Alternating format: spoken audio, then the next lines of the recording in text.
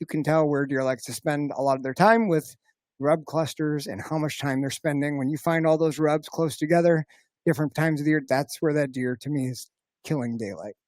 Like getting out of his bed, I feel safe here. They're usually around some thick cover, some groups of popples, aspens, whatever, and they're just making some rubs.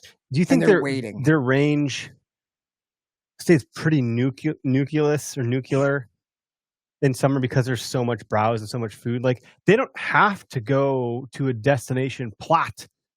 Nothing's died off yet. So when you say they're killing time, I think that looks really different early season than as the season progresses, because now they're traveling. Probably like some hormones are starting to hit. They want to like start to like mark the territory, get some signposts up. The food's further away potentially.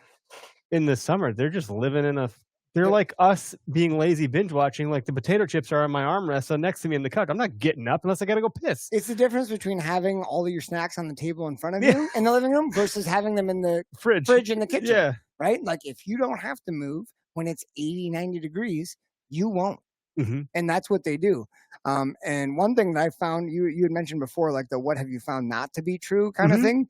The thing that I have personally found not to be true at all is that like the deer shift into their fall pattern, like their fall range in the thick stuff. But in the summer, they're like bedded right by a crop field.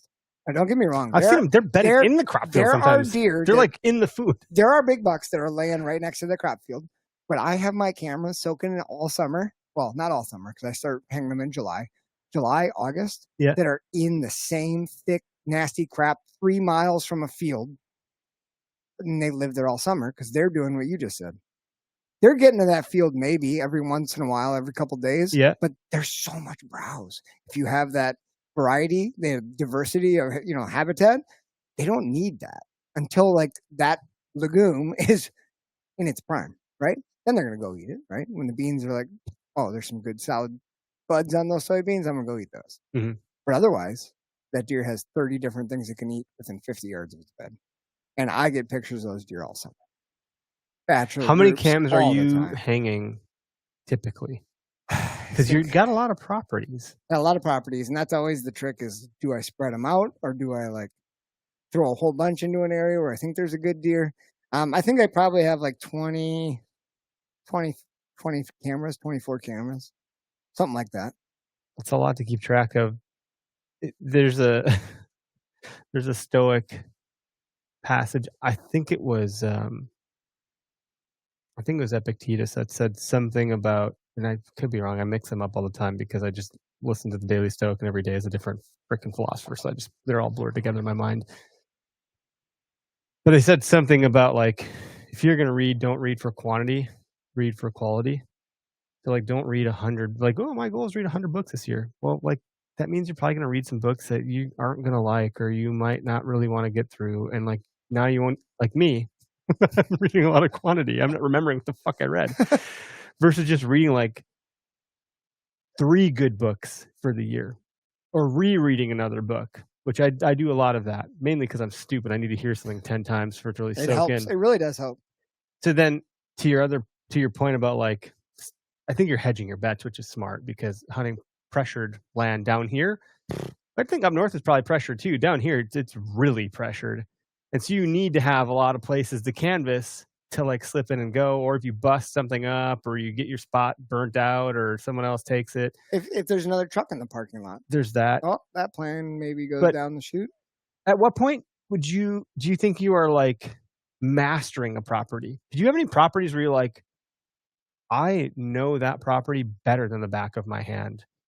Or is there always still something to get out of? Like a good book, you read it the third time, you're like, oh my God, I never read that part before, or I never resonated that way, or how did I miss that? So the property that I put a lot of time into learning thus far, I've learned a lot. I mean, I've been on a lot of properties since I moved down here. But the one that I really because I'm like, hey, do you see this one yet? I'll usually ask you first what you think of it.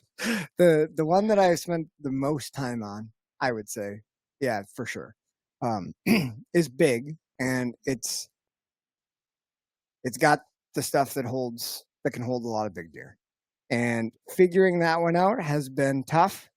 As a whole, it's probably really hard. Yeah, but there's probably areas you can. Yeah, you break it down into little micro terrains and whatnot. But what I've noticed is every year it's changed.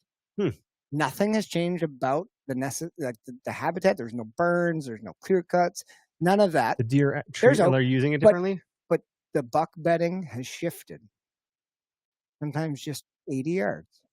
But that's enough that if you're on any hunt before November, where you're counting on them moving in daylight, 80 yards is everything. 80 yards is everything, right? That's the difference of you not even knowing the deer was there. You think he was there, you never see the deer. Oh, he wasn't there. That's what sucks. When really he was just 30 yards away in the brush. You never know. But they have changed every single year, for sure. So I've got a couple spots where I know I can get their pictures. I know that they use these spots.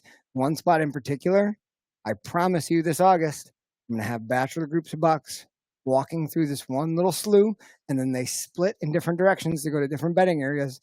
But I promise you I will have them on there. This is what they do. They come down, they play the thermals along this bottom edge, so everything's falling to them, and then they hit this patch, and they either go to the bedding to the north or bedding to the west. And this is what they do. I almost killed one. Well, I shouldn't say that. I was very close to one. Opening day 2 years ago. I had that trail cam intel. I figured if I took this really long, nasty way in and I set up on the ground that the bucks coming in on this trail, if they were heading to the west, which was going to give them the wind, so they would turn into, it was a west wind, I can set up and kill this deer. Well, I saw a couple does that morning, but I checked the trail camera 2 weeks after I hunted it because I didn't want to go mess that spot up, so I just backed out the way I came. But when I checked that trail camera opening morning, one of the huge 8-pointers I was hunting was walking in on that trail. I have a picture of him stopped and looking exactly where I was setting up before light, just like 15 minutes before light. I was probably kicking dirt and making my little like ground setup, and then he freaking boogied right back on the trail. So I got 3 pictures of him coming in, stopping and looking, and then taking off. So right trail, but he wasn't going to come by in daylight. But that's a spot that I've got figured out. I've just, you got to figure out how to hunt it where they have the advantages.